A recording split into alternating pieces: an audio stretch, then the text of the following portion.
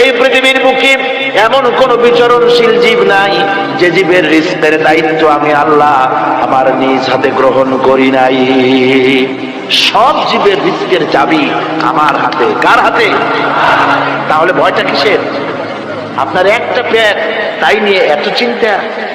অথচ এই পৃথিবীতে আল্লাহ পাক বলেন অসংখ্য প্রাণী আছে যাদের কোনো সঞ্চয় নাই। শকুন, শকুনের মরা গরু অনেকগুলি ব্যাংকে জমা আছে নাকি? কবে কোথায় একটা মরা গরু পাইছে আর খোঁজ নাই, খবর নাই। ওগুলা কি না খাইয়া মরতে দেখছেন রাস্তায় পথে ঘাটে? সুবহানাল্লাহ। অসংখ্য প্রাণী এভাবে দুনিয়া আছে। আল্লাহ রাব্বুল আলামিন বলেন যাদের কোনো সঞ্চয় নাই, যারা কোনো সঞ্চয় করে না, এ ধরনের সাপগুলি, শিয়ালগুলি, বাঘগুলি, পাখিগুলি, জলচর প্রাণী, স্থলচর প্রাণী আর অন্তরিক্ষে মহাশূন্যে উড়ে বেড়ায় যে সব প্রাণী, এ ধরনের শত সহস্র কোটি কোটি প্রাণী, তারা সকাল বেলায় খালি পেট নিয়ে বেরিয়ে যায়। খালি পেট নিয়ে সকাল বেলায় বেরিয়ে গেল, আবার সন্ধ্যায় যখন বাসায় ফেরে সমস্ত প্রাণীগুলির পেট আল্লাহ রাব্বুল আলামিন ভরে দেন। সুবহানাল্লাহ। একটা প্রাণীও খালি পেটে বাড়ি ফেরে না। সুবহানাল্লাহ, সুবহানাল্লাহ। অথচ তাদের কিন্তু জন্ম নিয়ন্ত্রণের ব্যবস্থাও নাই। জঙ্গলে যত প্রাণী আছে তারা কি কোনদিন মিছিল করে এসে বলেছে বাংলাদেশ সরকার আমাদের জঙ্গলের মধ্যে কোনো খোঁজ খবর তো আপনারা রাখেন না, এখানে বাচ্চা কাচ্চা বেশি হইতেছে আর খাওয়াইতে পারি না, এবার কিছু পরিবার পরিকল্পনার ওষুধপত্র পাঠান? কোনদিন বলেছে? বলে নাই, বলবেও না। কে খাওয়ায়? আল্লাহ পাক খাওয়ায়, আল্লাহ পাক খাওয়ায়। সুতরাং আল্লাহ রাব্বুল আলামিন রিজকের মালিক, একথা বিশ্বাস করতে হবে। সেই বিশ্বাসের অর্থ এই নয় যে আপনি চুপ করে বসে থাকবেন আর ফেরেশতারা রান্না করে আপনারে রূপচাঁদা মাছ খাওয়াই দিয়ে যাবে, এরকম বিশ্বাস করতে হবে, কাজ করতে হবে। এর ফলে আল্লাহ রাব্বুল আলামিন রিজকের ব্যবস্থা করবেন। ঈমান আনার পর প্রথম যে কোয়ালিটিটা হবে সেই কোয়ালিটি হচ্ছে পার্সোনালিটি, আত্মসম্ভ্রম, আত্মমর্যাদা। দুনিয়ায় কারোর সামনে মাথা সে নত করবে না, মাথা নত করবে কেবলমাত্র আল্লাহর কাছে।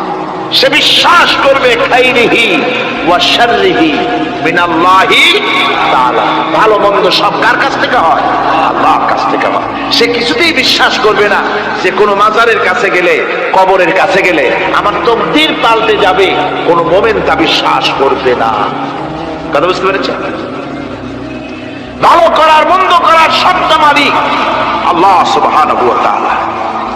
এরপরে দুই নম্বরের যে কোয়ালিটি সৃষ্টি হবে মুমিনের মধ্যে ঈমান আনার পর, সে গুণটা হচ্ছে সে বিনয়ী হবে। বিনয়, বিনম্রতা আর এক বৈশিষ্ট্য। বিনয় এবং বিনম্রতার বৈশিষ্ট্য হবে। তার কারণ হচ্ছে ঈমান আনার পরে সে জানতে পেরেছে আল্লাহ রাব্বুল আলামিনের কর্তৃত্ব থেকে বেরিয়ে আসার ক্ষমতা কারো নাই। অহংকার করে যাব কোথায়? আস্ফালন করে যাব কোথায়? আল্লাহর রাজত্বের বাইরে, আল্লাহর ক্ষমতার বাইরে যাওয়ার ক্ষমতা তো কারোই নাই। সুতরাং অহংকার তার মধ্যে জায়গা পাবে না। আল্লাহ পাক দুনিয়ার সমস্ত মানুষের জিনকে পরিষ্কার করে বলেছেন, ইয়া মাশারাল জিন্নি ওয়াল ইনস ইন ইসতাতা'তুম আন তানফুযু মিন আকতারিস সামাওয়াতি ওয়াল আরদ فانفذوا لا تنفذون إلا بسلطان। হে পৃথিবীর মানুষেরা আর জেনেরা, যদি সম্ভব হয় আমার আকাশের নিচের থেকে, জমিনের উপর থেকে বেরিয়ে যা।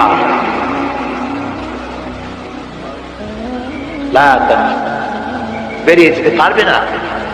আমি আকাশ এবং জমিন থেকে যদি সম্ভব করতে পারো বেরিয়ে যা। আর যদি কোনো আকাশ থাকে তার নিচে যা, আর যদি কোনো জমিন থাকে তার উপরে যাও। এমন দেশ যদি পাও যেখানে আমার আলো ছাড়া কোনো আলো আছে, আমার বাতাস ছাড়া কোনো বাতাস আছে, আমার চাঁদ সূর্য ছাড়া কোন চাঁদ সূর্য আছে, যাও সেখানে।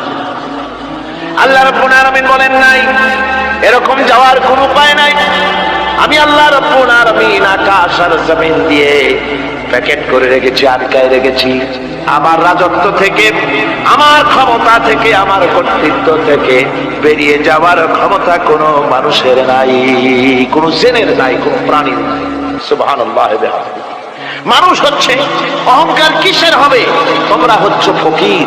আল্লাহ পাক বলছেন ওয়াল্লাহুল গনি ওয়া আনতুমুল ফুকারা। আল্লাহ হচ্ছেন গনি। আল্লাহ কি? গনি, বেনিয়াজ, বেপরোয়া।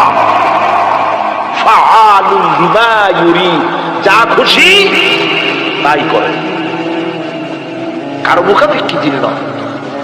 কোরআনে কারীমে রব্বুল আলামিন বলেছেন নবী আপনি আমার ব্যাপারে, আমার গুণাবলীর ব্যাপারে বলুন।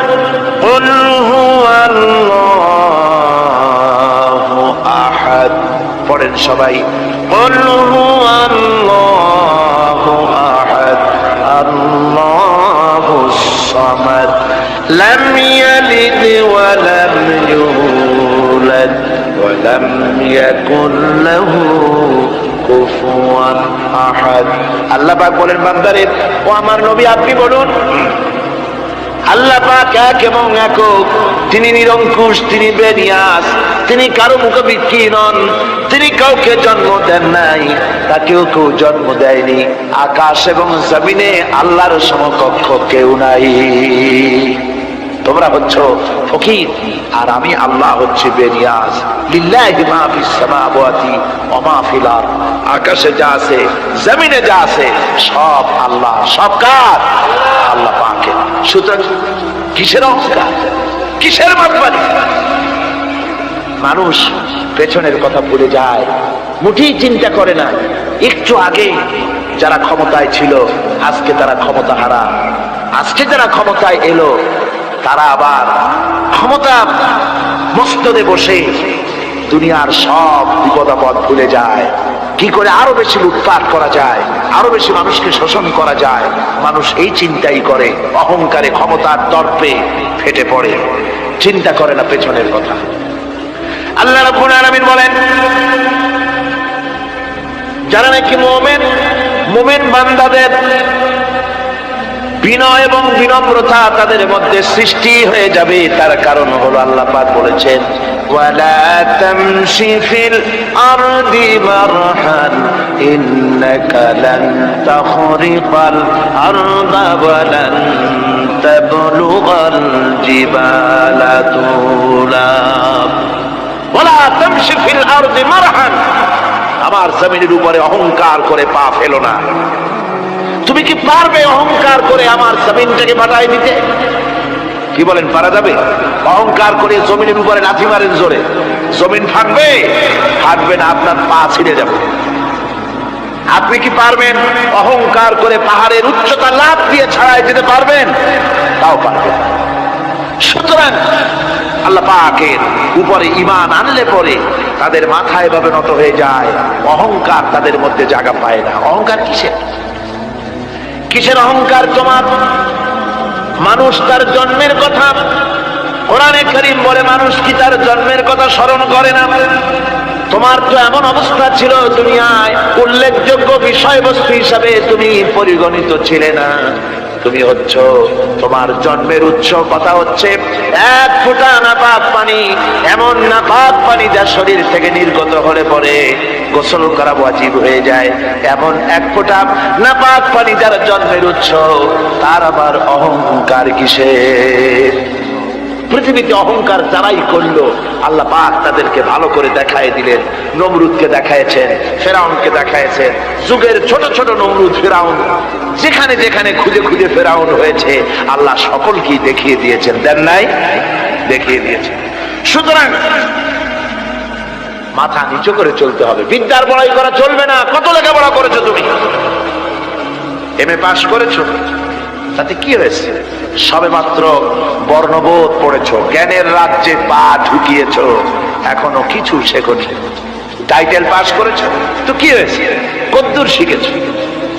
নিউটনের মতো মানুষ মৃত্যুর সময় বললেন কেন সমুদ্রের বেলাভূমিতে দাঁড়িয়ে সামান্য বালু কণা নিয়ে নাড়াচাড়া করলাম, অথই সমুদ্রের কিছুই দেখতে পারলাম না। শেখ সাদি রহমতুল্লাহ আলাইহি ইন্তেকালের সময় বলেছেন, মালুম শোধ কি হিচ মালুম না শোধ, সারা জীবন সাধনা করে বুঝিলাম ইহা যে কিছুই বুঝিলাম না। এগুলি হচ্ছে জ্ঞানীদের কথা। আর কোন রকম ইউনিভার্সিটির বারান্দা দিয়ে 3-4 দিন হাঁটছে, কয় যে সব বুঝি। কি বুঝছো? There is no God. স্রষ্টা বলতে কেউ নেই। পাগল কি এর কাছে ধরে মিয়া? সুতরাং বিদ্যার বড়াই চলবে না, স্বাস্থ্যের বড়াই চলবে না, অর্থের বড়াই চলবে না। অর্থের বড়াই করবে, কত অর্থ তোমার হয়েছে, আল্লাহ যদি ইচ্ছে করেন ব্রেনের মধ্যে, মগজের মধ্যে এমন টিউমার করে দিবেন, মগজের মধ্যে এমন ক্যান্সার করে দেবেন, হার্টের ভিতরে এমন ক্যান্সার লাগাই দিবেন, 14 গোষ্ঠী বিক্রি করলে ঔষধের পয়সা হবে না। পারবে কিনা আল্লাহ করে? জোরে বলবেন পারবেন কিনা? এমন বহুত অসুখ আছে ডাক্তাররা বোঝেই না ঔষধ দেবে কি, কি রোগ ডাক্তাররাই বোঝে। এগুলি ইংল্যান্ড এবং আমেরিকায় যখন যাই, সেখানে বহুত লোক দোয়া নিতে আসে, কয় যে হুজুর দোয়া করেন, দীর্ঘদিন পর্যন্ত রোগে ভুগতেছি। কি রোগ? অমুক রোগ। তাই এখানে এত মডার্ন মেডিকেল সায়েন্স এত উন্নত হয়েছে, ডাক্তাররা কি কয়? কয় ডাক্তাররা ব্লাড, স্টুল, ইউরিন, কুশিসুত্তার টেস্ট করিয়া কয় যে বুঝি না কি হয়েছে। সুতরাং মুমিন বান্দা যারা আল্লাহর দ্বীনকে কবুল করবে, কালেমা পড়বে, তার অন্যতম একটি কোয়ালিটি হচ্ছে সে বিনয়ী, বিনম্র হবে। সুবহানাল্লাহ পড়ে। অহংকার তার মধ্যে জায়গা পাবে না। হাদিসে কুদসির ভিতরে এসেছে, আল্লাহ পাক বলেন, অহংকার হচ্ছে আমার ইজার, আমার চাদর স্বরূপ। যে ব্যক্তি অহংকার করে সেজন্য আমি আল্লাহ চাদর নিয়ে টানাটানি করে। নাউযুবিল্লাহি মিন যালিক। এরপরে মুমিন ব্যক্তি কলেমা পড়ার পর, ঈমান আনার পরে যে কোয়ালিটি হওয়া উচিত, আল্লাহর পরে ঈমান আনলে পরে যে কোয়ালিটি হওয়া দরকার, সেটা হচ্ছে তার মধ্যে বীরত্ব এবং নির্ভীকতা আসবে। সে ব্যক্তি নির্ভীক হবে, মৃত্যুর ভয় পাবে না, মৃত্যুর ভয় পাবে না। তার কারণ হলো মুমিন ব্যক্তি ঈমান আনার পরে জানতে পেরেছে যে মৃত্যু থেকে পালাবার উপায় কোনো প্রাণীর নাই।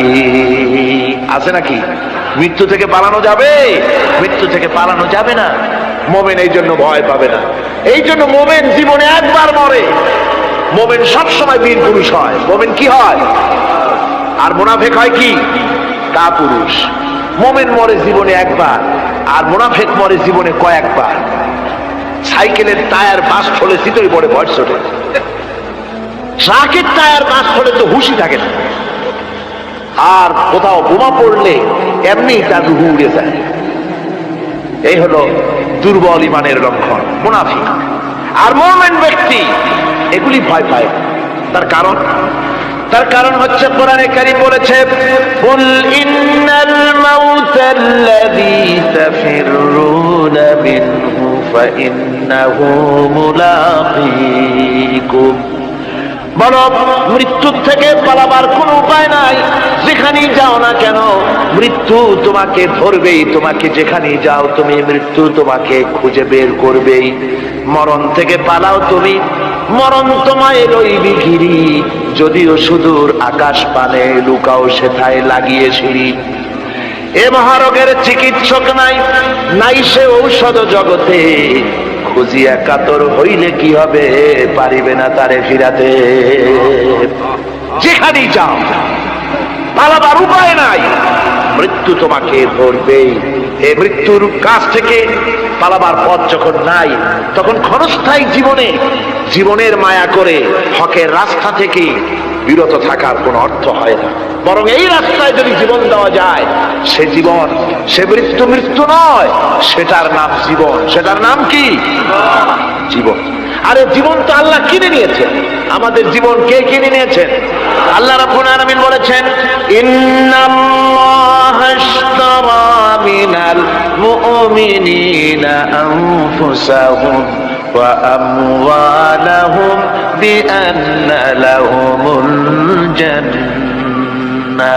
আল্লাহ পাক বলেন, আমি আমার মুমিনের জান এবং মালকে খরিদ করে নিয়েছি, বিনিময় আমার মুমিনকে আমার জান্নাত দান করে দিয়েছি। মুমিনের মালটাও আমার, জানটাও আমার। তো আসলে জান আর মাল কার? আল্লাহ পাকের। তা আল্লাহ কিনে ইচ্ছেটা কিনেছেন, আমাদের ইচ্ছেটা। আমরা আমাদের ইচ্ছে মতো আমাদের মাল খরচ করতে পারবো না, আমাদের ইচ্ছে মতো জান খরচ করতে পারবো না। মাল আর জান সবটাই খরচ হবে আল্লাহর জন্য। কার জন্য? আল্লাহর জন্য করতে হবে।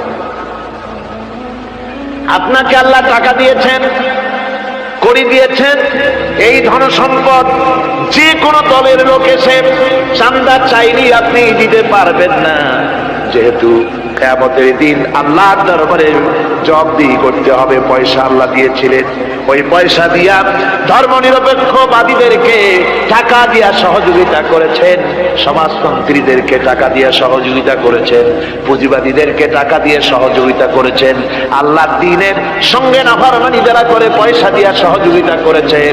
কিয়ামতের দিন আল্লাহর দরবারে আসামির কাতারে দাঁড়াতে হবে। পরিষ্কার আল্লাহর কথা, আমি তোমার মাল কিনে নিয়েছি, তোমার মাল আমার রাস্তায় খরচ করতে হবে। খরচ করলে কোথায় করতে হবে? আল্লাহর রাস্তায়। আপনার নিজের ইচ্ছে মতো আপনি করতে পারবেন না। দেখুন, হিন্দুদেরকে, অমুসলিমদেরকে আপনি সাহায্য করবেন, যদি কোনো অমুসলিম তার মেয়েকে বিবাহ দিতে পারে না টাকার অভাবে, আপনি সাহায্য করবেন, জায়েজ আছে, সওয়াব হবে। একটা অমুসলিম তার সন্তানকে পড়াশোনার খরচ চালাতে পারছে না, আপনি সাহায্য করুন, জায়েজ আছে। অসুখ হয়েছে, রোগের চিকিৎসা করাতে পারে না অমুসলিম, সাহায্য করুন, জায়েজ আছে। কিন্তু অমুসলিম পূজা করবে, পয়সা দিয়া মণ্ডপ বানাতে পারে না, বলির পাঠা কিনতে পারছে না পয়সার অভাবে, সেখানে মুসলমানের সাহায্য করা জায়েজ আছে? একটা ফুটা পয়সাও সেখানে সাহায্য করা মুসলমানদের জন্য হারাম। এরকম সাহায্য করা কি জন্য হারাম? তার কারণ আপনি পয়সা দিয়ে আল্লাহর সাথে শিরক করার সুযোগ করে দিচ্ছেন। এই কথাটা যেমন ভাবে বুঝলেন, অনুরূপ ভাবে যারা আল্লাহ দ্বীন কায়েম করতে চায় না, আল্লাহ দ্বীনের বিরোধিতা করে, মানুষের তৈরি করা মতবাদ প্রতিষ্ঠার সংগ্রাম করে, তাদেরকে আপনি আপনার টাকা পয়সা দিয়ে সাহায্য করলে আল্লাহর কাছে অবশ্যই আপনাকে জবাবদিহি করতে হবে, যেহেতু আপনার জান, আপনার মাল সবটাই কার। আল্লাহ রাব্বুল আলামিনের জন্য শিখিয়ে দিয়েছেন, বলো কুল ইন্না সালাতি ওয়া নুসুকি ওয়া মাহইয়ায়া ওয়া মামাতি লিল্লাহি রাব্বিল আলামিন। পড়েন সবাই আমার সাথে, ইন্না সালাতি ওয়া নুসুকি ওয়া মাহইয়ায়া ওয়া মামাতি লিল্লাহি রাব্বিল আলামিন। নিশ্চয়ই আমার নামাজ, আল্লাহ বলেন, শিখাই দিচ্ছেন, বলো আমার নামাজ, আমার কোরবানি, আমার হায়াত, আমার মত সব কিছু ওই আল্লাহ রাব্বুল আলামিনের জন্য, যিনি তামাম জাহানের সৃষ্টি জগতের লালন কর্তা, পালন কর্তা, তার জন্যই নিবেদিত। সুতরাং আপনার ইচ্ছে মতো জান মাল খরচ করতে পারবেন না, খরচ করতে হবে আল্লাহর পথে। বুকের মধ্যে যে জানটা আছে, জান আপনার, কিন্তু আপনি কি আত্মহত্যা করতে পারবেন? আত্মহত্যা করলে কি হয়? কবিরা গুনাহ। কি হবে? কবিরা গুনাহ। কিয়ামতের শাস্তি কি? জাহান্নাম। কোথায় যেতে হবে? জাহান্নাম। যদিও জানটা আপনার মধ্যে আপনার, কিন্তু এটা আল্লাহ আপনার কাছে আমানত রেখেছেন। এই জান আপনি যেখানে সেখানে খরচ করতে পারবেন। আপনার এই জানটা নিয়ে মানুষের তৈরি করা মতবাদের আন্দোলনে সংগ্রাম করে জানকে ক্ষতিগ্রস্ত করতে পারবেন না। ওই রাস্তায় মরবেন তো জাহান্নামে যেতে হবে। এই রাস্তায় আপনার জীবন দিতে বলা হয়নি। আপনার জান আর মাল সবটা খরচ করতে হবে আল্লাহ রাব্বুল আলামিনের জন্য, যেহেতু আমাদের জান মালের বিনিময়ে আল্লাহ রাব্বুল আলামিন আমাদেরকে জান্নাতের ওয়াদা করেছেন। মুমিন ব্যক্তির এই কোয়ালিটি হবে। মুমিন ব্যক্তি, সে ব্যক্তি, তার মনের মধ্যে এই চিন্তা হবে, কেউ আমাকে ক্ষতি করতে পারবে না, আমাকে কেউ মারতে পারবে না। ওয়ামা হুম বিদাররিনা বিহি মিন আহাদিন ইল্লা বিইذনিল্লাহ। আল্লাহর বিনা হুকুমে আমার এক গাছা পশম কেউ পাকা করতে পারবে না। এটাই মুমিনের ঈমান হওয়া উচিত। শুধু তাই নয়, মুমিনের কলিজার ভিতরে এ ধরনের সাহস থাকবে, বিশ্বাস থাকবে। ওয়ামা কানা লিনাফসিন আন তামুতা ইল্লা বিইذনিল্লাহি কিতাবাম মুআজ্জালা। কোন প্রাণী তার নির্ধারিত সময়ের আগে কেউ তাকে মারতে পারবে না। আল্লাহ পাক যে সময় নির্ধারণ করেছেন ওই নির্ধারিত সময়ের আগে কারো মৌত হবে না। নির্ধারিত সময়ের আগে কারো মৌত হবে না। কোরআনে কারীমে ভিন্ন জায়গায় আল্লাহ বলেন, কুল লাউ কুনতুম ফি বুয়ুতিকুম লাবারাসাল্লাযীনা কুতিবা আলাইহিমুল কাতলু ইলা মাদাজিহিম। আল্লাহ পাক বলেন, নবী বলুন, ভাগ্যে যদি নিহত হওয়া থাকে, ভাগ্যে যদি নিহত হওয়া থাকে, সে যদি তার নিজের বিছানায়ও থাকে, ওই বিছানা থেকে তাকে বেরিয়ে যেতে হবে, মৃত্যুর জায়গায় তাকে পৌঁছে যেতে হবে। কেউ রক্ষা করতে পারবে না। মৌত যখন আসবে অবশ্যই মৃত্যুর কাছে তাকে যেতেই হবে। আমার বন্ধু, মনে পড়ছে সেই দার্শনিকের কথা। একজন দার্শনিক নৌকায় চড়ে যাচ্ছে কোথাও, তো নৌকায় চড়ে যাচ্ছে, দার্শনিক একা, মাঝি নৌকা বাঁধছে। দার্শনিক মানুষ তো, মাথার মধ্যে দর্শন গিজগিজ গিজগিজ করছে, কথা বলার লোক পায় না। এখন মাঝির সাথেই কথা বলার সিদ্ধান্ত নিল। শেষ পর্যন্ত বলল, রে মাঝি, কত বছর নৌকা চালাও? তা তো বহুত বছর, জীবনটাই কাটাই দিলাম। তা ভূগোল চেনো? ভূগোল কখনো দেখেছো? ওই যে না, ভূগোল আমি দেখবো কোথাতে, আমি হলাম গরিব মানুষ, এগুলি ধনীদের কাম, তারা হয়তো খায় টায়, আমি ভূগোল দেখিও নাই খাইও নাই। বলে আশ্চর্য কথা, ভূগোল মানুষে খায় নাকি? জীবনটা তো চাইরে নেই, নষ্ট করে ফেলাইছে। মাঝি দাঁতগুলো বাইর করে দিয়ে বলতেছে, স্যার হইতেও পারে। কিছুক্ষণ পর দার্শনিক বলছে, এই বেটা, দর্শন বোঝো? স্যার খামোখাই স্মরণ দিচ্ছেন, এ সমস্ত বড় লোকের খাবার, ওগুলি আমার সামনে বলে লাভটা কি? আমরা গরিব মানুষ, এগুলি আমরা কোনোদিন দেখিও নাই, খাইও নাই। দার্শনিক বলছে, বেটা বেওকুফ, দর্শন মানুষে বুঝি খায়? তোর জীবন আটা নাই মিশা। মাঝি কয়, হইতেও পারে। এবার দার্শনিক বলছে, এই বেটা, কিছুই তো জানো না, খালি দাব্বাই করবে। ইতিহাস চেনো? মাঝি বলছেন, স্যার, এইবার একটা কথা বলছেন যেটার সাথে কিছুটা মিল আছে, আমি খাইছি। সেটা হচ্ছে, বাপ গরিব ছিলেন, কিন্তু মাঝে মধ্যে শীতের মৌসুমে পাতিহাঁস জবাই করে আমরা খাইতাম, আর বিবাহের সময় শ্বশুর বাড়ির রাজহাঁস জবাই করে খাওয়াইছিল। কিন্তু ইতিহাস তো খাই নাই, ওইটা কোথায় পাওয়া যায়? দার্শনিক বলছে, বেকুব বেটা, ইতিহাস আর পাতিহাঁস বুঝি এক? তোর জীবন তো বারো নাই মিছা। মাঝি কয়, হইতেও পারে। কিছুক্ষণ পর উত্তর দিকে কালো মেঘ উঠেছে, আকাশ থমথমে ভাব, নদীর ভিতরে তুফান সৃষ্টি হয়েছে। মাঝি বলছে, স্যার সাঁতার জানেন? কয় যে না মাঝি, সাঁতার তো জানি না। মাঝি কয়, স্যার ভূগোল, দর্শন, ইতিহাস, 3 সাবজেক্টে আমার জীবন 12 আনা মিছা। এখন তো দেখি এক সাবজেক্টে 16 আনাই মিছা আপনার। আমার তো 4 আনা আছে, 12 আনা ফের 4 আনা তো আছে, ওই 4 আনা দিয়ে আমি সাতরাইয়া কেনারায় উঠে যাব, আর ইতিহাস, দর্শন, পাতিহাস খাইয়া ডুবে মরো মিয়া। এবার দার্শনিক বলছে, আরে মাঝি, মানুষ কি এরকম নৌকো ডুবে মরে নাকি? কয়, মরে না। আমার বাপ এই নৌকার মাঝি ছিল, তারপরে এই নৌকা বাইতে বাইতে আমার বাপ এই নৌকার মধ্যে মরছে ডুবে। আচ্ছা, তোমার দাদা? আমার দাদাও মাঝি ছিল, এই নৌকা বাইতে গিয়ে সেও মরছে। তোমার নানা? আমার নানাও এরকম নৌকা বাইয়া এরকম মাঝি হয়ে মরছে। দার্শনিক কয়, তুমি তো দারুণ বেহায়া, যে নৌকায় তোমার বাপ মরলো, দাদা মরলো, সেই ব্যবসা তুমি ছাড়তে পারো না, তুমি তো দারুণ বেহায়া। মাঝির বুদ্ধি কম না। মাঝি কয় যে, স্যার আপনার বাপ জিন্দা আছেন? কয় না, মারা গেছে। কোথায় মরছে? ঘরের মধ্যে খাটের উপরে চিত হইয়া আরামসে মারা গেছে। আপনার দাদা? বলে তিনিও ঘরের মধ্যে বাস, ওইখানে ঘরের মধ্যেই মারা গেছেন, খাটের উপরে। আপনার নানা? উনিও ঘরের মধ্যে চিত হয়ে আরামসে মারা গেছে। মাঝি কয় যে, আপনিও তো বেশরম কম না, যে ঘরের মধ্যে আপনার দাদা মরলো, নানা মরলো, মুষ্টি মরলো, সেই ঘরটা তো এখন আপনি সারতে পারেন নাই। এর দ্বারা মাঝি বুঝাইতে চাইল এই কথা, দার্শনিক সাহেব, মৃত্যুর জন্য সময় হলো আসল কথা। সময় যখন এসে যাবে, সে যে জায়গায় হোক, মৃত্যু তাকে ছাড়বে না। মৃত্যু যখন আসবে, জায়গায় পৌঁছতে হবে। আর সময় যখন আসবে, এক মুহূর্ত আগে পিছু করা হবে না।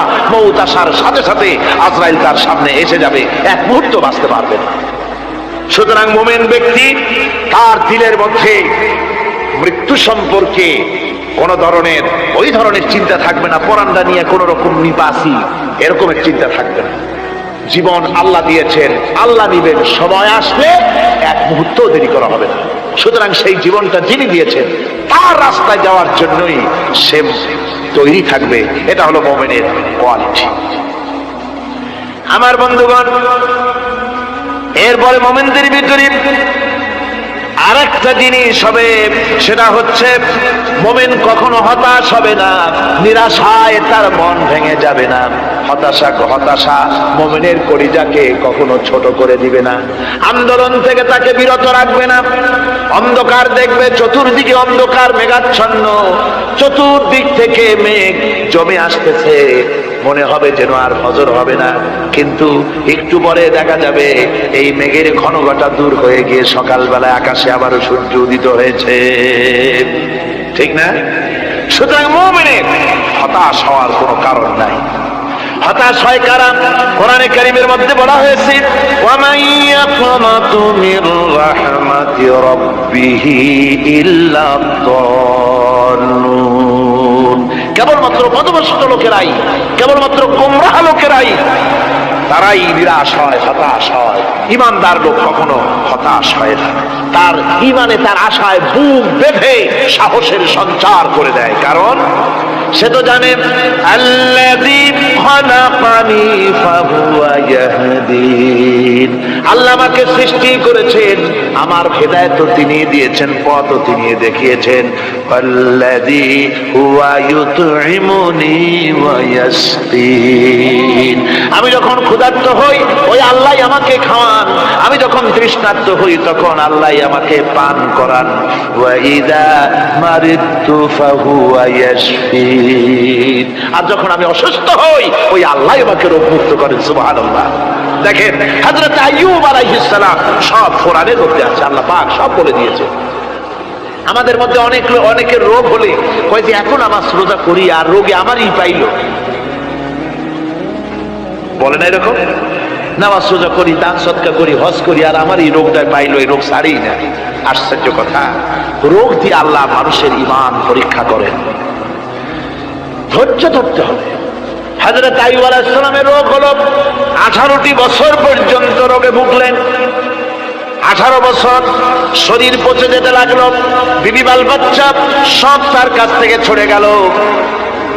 গ্রামের লোকেরা তাকে তাড়াই দিল, জঙ্গলের ভিতরে তিনি কাটাতে লাগলেন। এরপরে তিনি কষ্টে অস্থির হয়ে গেলেন, কোন শিকায়েত আল্লাহর দরবারে তোলেন নাই। বলেছেন, আয় আল্লাহ পাক, আমি দারুণ ভাবে রোগগ্রস্ত হয়ে পড়েছি, আর তুমি রহমান রহিম। হযরতে আইয়ুব আলাইহিস সালাম 18টি বছর রোগ ভোগ করার পর যখন তিনি লক্ষ্য করলেন শুধু শরীরের ভিতরেই পোকা না, এবার পোকা জিহ্বার মধ্যে শুরু হয়ে গেছে, জিহ্বায় পোকা ধরেছে, গায়ের গোশতে পোকা, পুষ পোকা, পচে পচে শরীর পড়তেছে, জিহ্বার মধ্যেও পোকা হয়ে গেছে। হযরত আইয়ুব আলাইহিস সালাম এবার আল্লাহর দরবারে হাত তুলে বলেন, রব্বুল আলামিন, এতদিন কোনো কথা বলি নাই, 18টি বছর পর্যন্ত হাসি মুখে আমি সহ্য করে চলছি, তুমি রোগ দিয়েছো বলার আমার কিছুই নাই, কিন্তু এবার অবশ্যই শিকায়েত করব, যেহেতু আমার জিহ্বায় পোকা ধরেছে, মাবুদ আমার জিহ্বায় পোকা দিও না, আমার জিহ্বায় যদি পোকা হয়ে যায় তাহলে তোমার মতো আল্লাহর জিকির আমি কি দিয়া করব? আয় আল্লাহ, জিহ্বাটা সুস্থ রাখো যাতে করে তোমার জিকির করতে পারি। সুবহানাল্লাহ। আমার আল্লাহ রাব্বুল আলামিন পরিষ্কার করে কোরআনে কারীমের মধ্যে বলে দিলেন, আমি আইয়ুব আলাইহিস সালামের আইয়ুবের রোগ মুক্ত করে দিলাম এবং তার হারানো সব সম্পদ আমি তাকে দান করে দিলাম। মুমিন বান্দা যারা, তারা রোগে শোকে এভাবে কাতর হবে না, নিরাশ হবে না, মনে করবে আল্লাহ রাব্বুল আলামিন আমাকে পরীক্ষা করছেন, এরপরে নিয়ামত আসবে, হতাশা তাকে পেয়ে বসবে না। দেখেন ইউসুফ আলাইহিস সালাম, তাকে কুয়ার মধ্যে ফেলে দিল কারা? ভাইরা কুয়ার মধ্যে ফেলে দিল।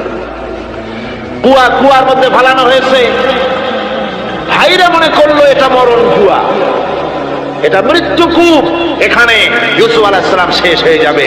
কিন্তু ওই 11 ভাইরা জানতো না এটা মৃত্যু কুয়া নয়, এটা হচ্ছে একদিকে কুয়ার মুখ আর একদিকে মিশরের সিংহাসন। এটা কেনানের কুয়ার মধ্য থেকে ইউসুফ আলাইহিস সালাম ঢুকলেন, এটা একটা টানেল, সুড়ঙ্গ পথ।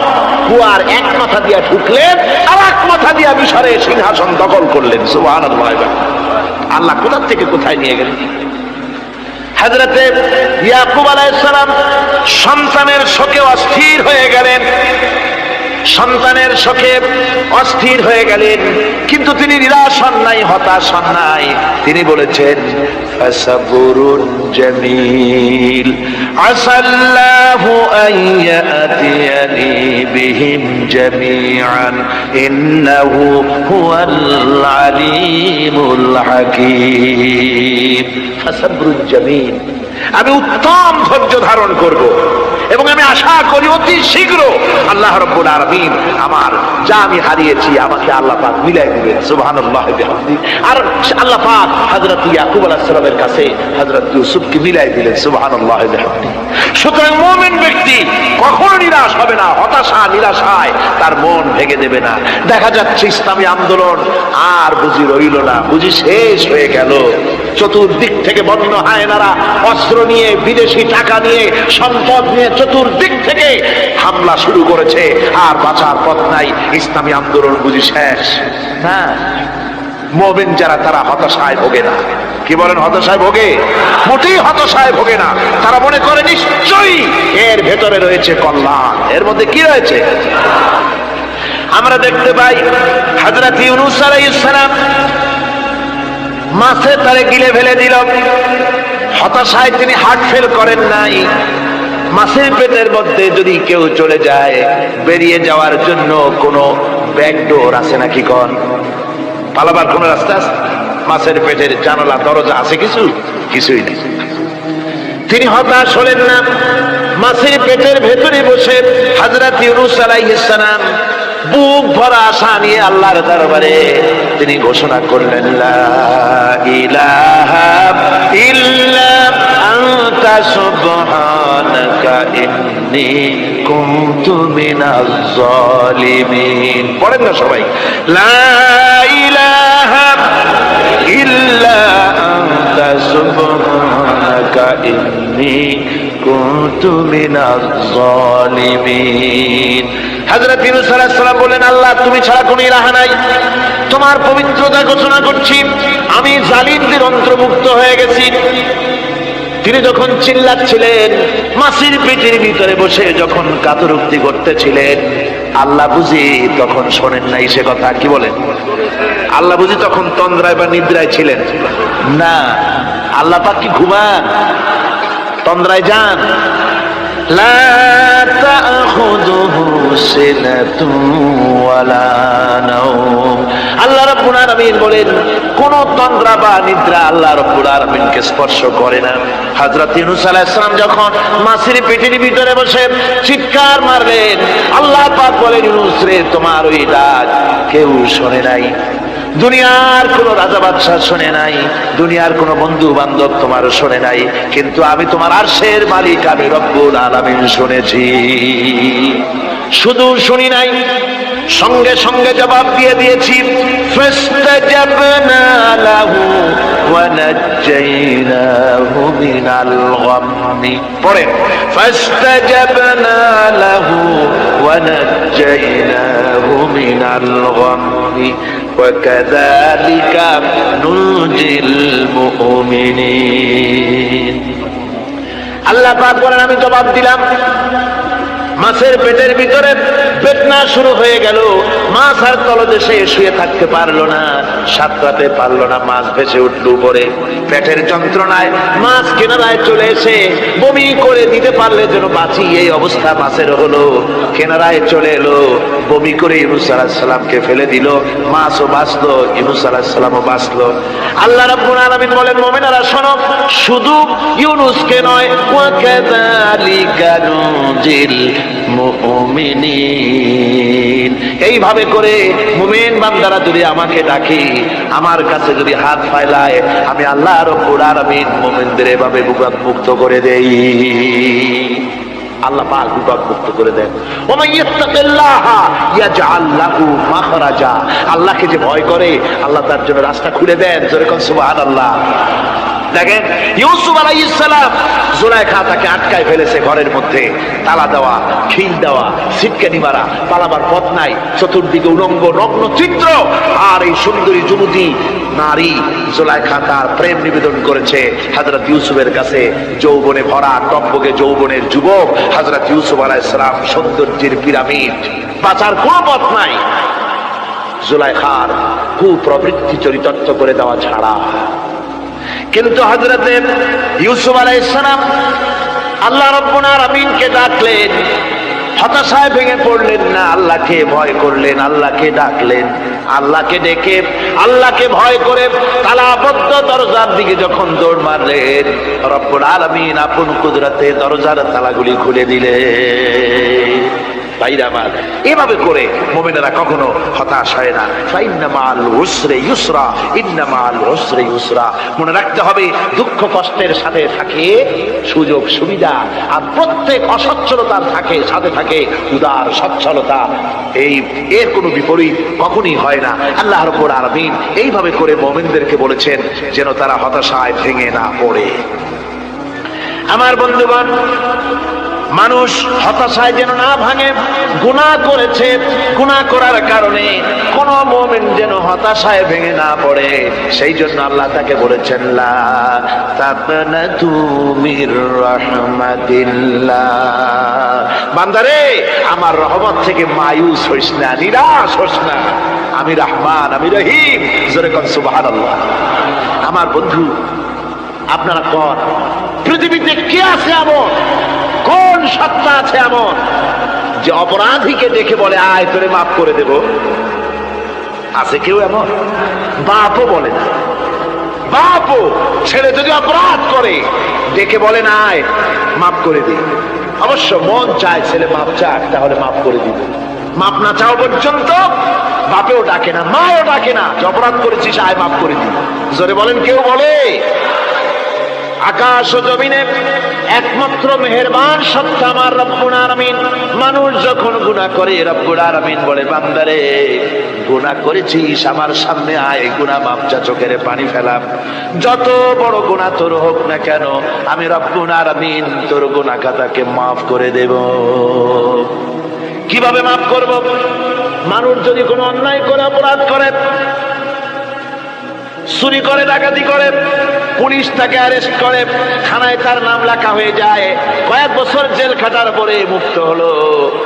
কিন্তু থানার ব্ল্যাক লিস্টে, দাগি খাতায় যে নাম থাকলো ওই নাম কাটা যায় না।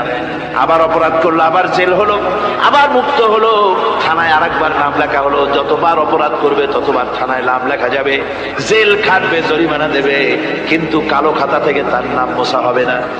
আল্লাহ রাব্বুল আলামিনের অফিসের কাণ্ড ভিন্ন। কোন মানুষ যদি অপরাধ করে, গুনাহ করে যদি রব্বুল আলামিনের দরবারে বিনীতভাবে মাপ চায়, আল্লাহ রাব্বুল আলামিন বলেন, শুধু গুনাহ মাফ করি না, গুনার খাতা থেকেও নামটা আমি আল্লাহ তোমার মুছে ফেলে দেই। গুনাহ আমার কাছে মাপ চাও, আমি আমাকে ডাকো, আমি তোমার কাছে আছি। وَإِذَا سَأَلَكَ عِبَادِي عَنِّي فَإِنِّي قَرِيبٌ। আল্লাহ পাক বলে, বান্দা যখন আমাকে ডাকে আমি বান্দার একদম নিকটে, তার ঘাড়ের চাইতেও নিকটে। ওয়ানাহানু আকরাবু ইলাইহি মিন হাবলিল ওয়ারিদ। আমি আমার বান্দার সারা যে রগের উপরে তার মাথা, এর থেকেও আমি আমার বান্দার বেশি নিকটে। সুবহানাল্লাহ পড়ে। আমি তোমার কাছে, আমার কাছে মাপ চাও, যত বড় গুনাহ হোক।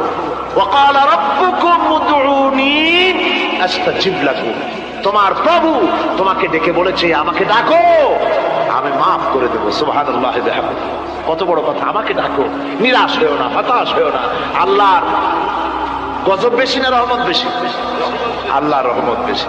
হাদিসে কুদসির ভিতরে এসেছে, আল্লাহ পাক বলেছেন, কোন বান্দা যদি আমার দিকে এক বিগত অগ্রসর হয়, আমার রহমত তার দিকে এক হাত এগিয়ে যায়। কোন বান্দা যদি আমার দিকে হেঁটে আসে, আমার রহমত তার দিকে দৌড়ে যায়। বান্দা যখন আল্লাহর দরবারে দু হাত উঁচু করে চোখের পানি ফেলে দেয়, মুসলিম শরীফের হাদিসের ভিতরে এসেছে, গভীর রাত্রে, রাতের তৃতীয় অংশে আল্লাহ রাব্বুল আলামিন প্রথম আকাশে আসেন আর দেখে বলেন, পৃথিবীতে আছো নাকি কেউ গুনাহ করে জীবন বরবাদ করে দিয়েছো, আমার কাছে মাপ চাও। ঋণগ্রস্ত আছো, অসুস্থ আছো, অপমানিত আছো, কে আছো মাজলুম, আমাকে ডাকো, আমার কাছে বলো, আমি ডাকে সাড়া দেব, জীবনের আশা পূরণ করে দেব। ওই সময় যেই সমস্ত লোকেরা কাঁদে তাহাজ্জুদের নামাজ পড়ে, আল্লাহ জিজ্ঞেস করেন ফেরেশতারা, অমুক অমুক দেশে অমুক অমুক বান্দারা কাঁদে কেন? ফেরেশতারা বলে, রব্বুল আলামিন তুমি তো ভালো করে জানো। আল্লাহ বলেন, জানি, তবুও তোমাদের মুখে শুনতে চাই। তারা বলে, রব্বুল আলামিন তোমার এই বান্দা গুনাহ করেছে, গুনাহর জন্য মাপ চায়, জাহান্নাম থেকে বাঁচতে চায়। আল্লাহ পাক বলেন, ফেরেশতারা আমার এই বান্দারা আমারে দেখেছে নাকি? বলে দেখে নাই। বলে আমার দোজখ দেখেছে নাকি? বলে না, তাও দেখে নাই। আমার বেহেশত দেখেছে নাকি? বলে না, তাও দেখে নাই। আল্লাহ পাক বলেন, ফেরেশতারা সাক্ষী থাকো, ওরা আমাকে দেখে নাই, আমার বেহেশত দোজখ কিছুই দেখে নাই, শুধুমাত্র আমার নবীর কথা, আমার কোরআনের কথা বিশ্বাস করে আরামের ঘুমকে হারাম করে যেভাবে তারা কাঁদতেছে, সাক্ষী থেকে যাও ফেরেশতারা, আমার রহমতের দরিয়ায় জোশ মেরেছে, আমার ওই ক্রন্দনরত বান্দাগুলিকে আমি আল্লাহ মাফ করে দিলাম। সুতরাং মুমিন বান্দা যারা, আল্লাহর মুমিন বান্দা যারা, এই ইমানের কোয়ালিটি, এটাও হতাশায় নিরাশায় ভেঙে পড়বে না। গুনাহ তো মানুষই করে, গুনাহ হয়ে গেছে, মাপ চাও। তোমার গুনাহ কদ্দূর? তোমার গুনাহ যদি হয় পাহাড় সমান, আল্লাহর রহমত আকাশ সমান। জাহান্নামের কঠিন শাস্তি থেকে বাঁচতে হলে আল্লাহর প্রতি ঈমান আনতে হবে। আর ঈমান আনলে যে কোয়ালিটি গুলি হয়, হওয়া উচিত, সেগুলি আমি আপনাদের সামনে আলোচনা করছি। এরপর আরেকটি কোয়ালিটি হবে মুমিনের, তা হলো কঠোর কঠিন বিপদে অবিচল থাকবে, বিপদে ভেঙে পড়বে না। বিপদ আপদ, শত্রুতা, ক্ষয় ক্ষতি যা কিছু হয় সবই আল্লাহর পক্ষ থেকে, এটা মেনে নিতে হবে এবং ধৈর্য ধারণ করতে হবে। বিপদ মুসিবত শুধু উম্মতের জন্য নয়, দুনিয়ার সমস্ত নবীদের বিপদ এসেছে, হয় নাই? নবীদের বিপদ আসে নাই? কোরআনে কারীম থেকে শুনুন, আল্লাহ রাব্বুল আলামিন বলেন, ওয়া কাযালিকা জাআলনা লিকুল্লি নাবিয়্যিন আদুওয়াম মিনাল মুজরিমিন। আল্লাহ পাক বলেন, এমনি করে আমি সকল নবীদের শত্রু বানিয়ে দিয়েছি, সব পাপিষ্ঠ আর অপরাধ প্রবণ লোকদেরকে। প্রত্যেক যুগে নবীদের শত্রু ছিল, প্রত্যেক যুগে নবীদের কি ছিল? শত্রু ছিল। সে শত্রু কারা ছিল? আল্লাহ পাক বলছেন, নবীদের শত্রু ছিল পাপিষ্ঠ আর অপরাধ প্রবণ লোক, এরাই ছিল নবীদের দুশমন। রাসূলগণের অবস্থা যদি এই হয়, তাহলে তার উম্মত, ওই দিনের ধারক বাহক যারা, তাদের বুঝি বিপদ আপদ হবে না নাকি? হবে কিনা? তো ইসলামের বিরোধিতা যারা করে, কোরআনের পরিভাষায় বলা হয়েছে ইসলামের দুশমন, নবীদের দুশমন। দুনিয়ার সব পাপিষ্ঠ আর অপরাধ প্রবণ লোকেরাই ইসলামের দুশমন হয়, নবীদের দুশমন হয়। আজও দেখেন, আজও তাকিয়ে দেখেন, ইসলামী আন্দোলনের বিরোধিতা যারা করে তারা পাপিষ্ঠ চরিত্রের কিনা, তাকায় দেখেন, খুঁজে দেখেন, সর্বত্র খুঁজে দেখুন, খুঁজে দেখুন। যারা ইসলামী আন্দোলনের বিরোধিতা করে, যারা ইসলামকে মিটিয়ে দেওয়ার চেষ্টা করতেছে, যারা ইসলামকে মৌলবাদ বলে, ইসলামকে সাম্প্রদায়িক বলে, কোরআনে কারীমের কথা কত স্পষ্ট যে নবীদের দুশমন হয়, ইসলামের দুশমন হয় মুজরিম লোকেরা, অপরাধ প্রবণ পাপিষ্ঠ লোকেরা। আজও আমরা দেখতে পাই এই শ্রেণীর লোকেরা পাপিষ্ঠ এবং সবচেয়ে সমাজের নিষ্কৃষ্ট ধরনের চরিত্রহীন লোক, নামাজ নাই লোক। আপনি খুঁজে দেখেন ইসলামী আন্দোলনের বিরোধিতা যারা করছে, যারা নেতৃত্ব দিচ্ছে, দায়িত্ব দিচ্ছে, রোজা নাই, চরিত্র নাই, হজ নাই, যাকাত নাই, যাকাত জুয়া, জিনা, ব্যভিচার ইত্যাদিতে চেহারা দেখলে ছেলেপেলেরা 2 গ্লাস পানি খায়, ছেলেপেলেরা 2 গ্লাস পানি খায় বর্ষ। কথা ঠিক কি রাখো, কথা ঠিক কি রাখো।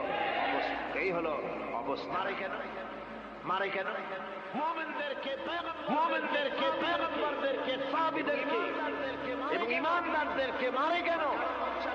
তার কারণ হচ্ছে আল্লাহ রাব্বুল আলামিন বলেছেন, ওয়া মা নাকামু মিনহুম ইল্লা আইয়ুমিনু বিল্লাহিল আজিজিল হামিদ।